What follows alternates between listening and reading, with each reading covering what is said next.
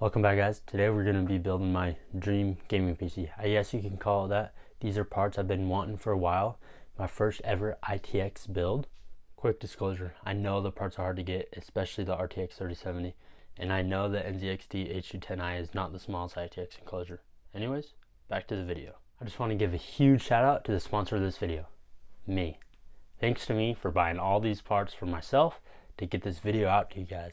Anyways, all the parts are behind me. Now let's do a quick dive into the parts, and then I'll do a montage of the build.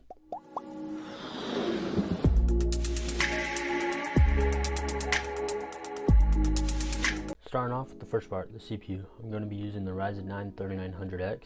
Everyone knows what this processor is by now. It's 12 cores and 24 threads. It isn't the newest 5000 series, but this 3900X will handle everything I throw at it. To cool the CPU, we're using an AIO.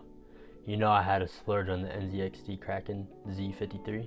It's just so damn clean, and the LCD screen is pretty awesome. The motherboard that's going to be housing the CPU is the Asus ROG Strix B550i Gaming. It's an ITX board. Asus carries a good reputation, their parts are good, and they look so damn good as well. Big thanks to Amazon for shipping this out once I paid them.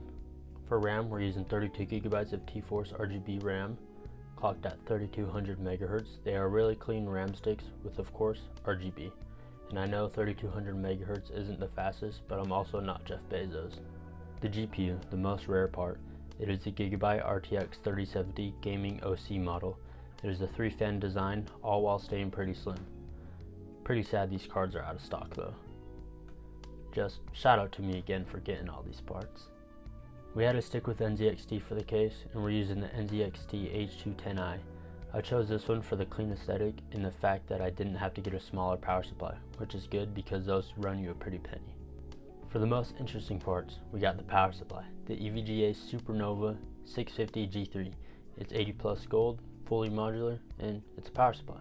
I'm also going to be throwing in 2 nzxt RGB fans, for aesthetics. Then for storage, I'm using a 500 gigabyte Samsung 970 EVO, a 2 terabyte WD Blue NVMe drive, and a 2 terabyte hard drive. Those are all the parts. Now, let's build this thing.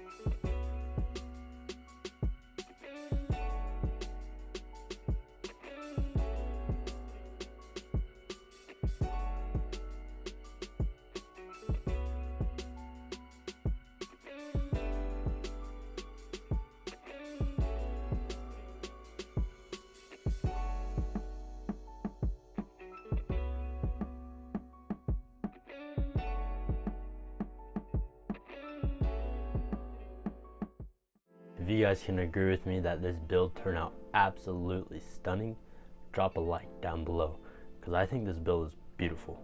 Yes, airflow may be constricted, but I'm going to talk about that, so don't be mad typing airflow's bad, GPU's overheating. It's actually not. Stay tuned. Now let's talk about problems / obstacles I had while doing this build.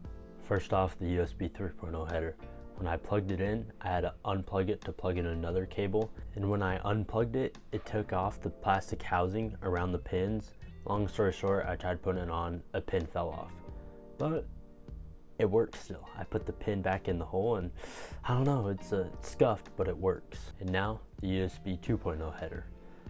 Kind of the same problem, but not really. More or less, there's only one USB 2.0 header, and the pump needs a USB 2.0 header, and the fan controller in the back needs one. Basically, I just combined two USB 2.0 headers into one USB 2.0 header, if that makes any sense. But those are the only problems I ran into with this build. And now for the temps, like you guys are all probably wondering about, with the GPU literally sitting on top of the power supply shroud. So I ran 3 tests in TimeSpy with the GPU and CPU at stock. The GPU peaked around 82 degrees Celsius, and then the CPU is peaking around 65 degrees. Here's a stock sound test for you guys that are wondering what it sounds like.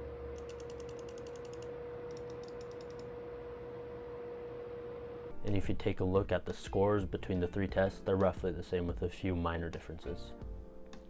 So with the GPU peaking at 82 degrees, I knew that was not good enough, so I undervolted the GPU and also ran 3 tests in TimeSpy.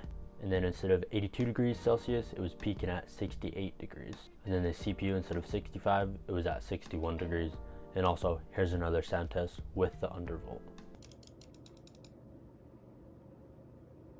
So you guys are probably wondering how it performs in games. I only tested the one game for you guys, my favorite game right now, Apex Legends.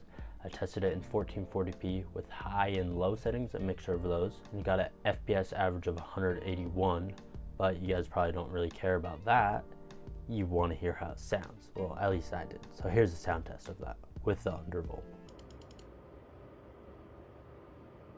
And then also, say you just have your computer on, like I do right next to me doing absolutely nothing. Here's an idle sound test of what it would sound like.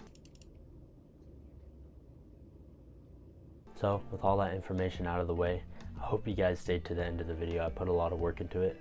Actually, if you did make it to the end of the video, let me know down below with a comment saying I watched the whole video. It'll make my day, and I'll also give you a like. But let me know your thoughts on this build, if I should change anything up, or just your opinion on the build. And also let me know if you would like a full video of me benchmarking this PC with a bunch of different games instead of just the one. And as always, the links are down below. I know the CPU and GPU are probably expensive right now. Maybe not the CPU, but definitely the GPU. But anyways, links are below. If you guys enjoyed the video, drop me a like, and I will catch you guys next time. Peace.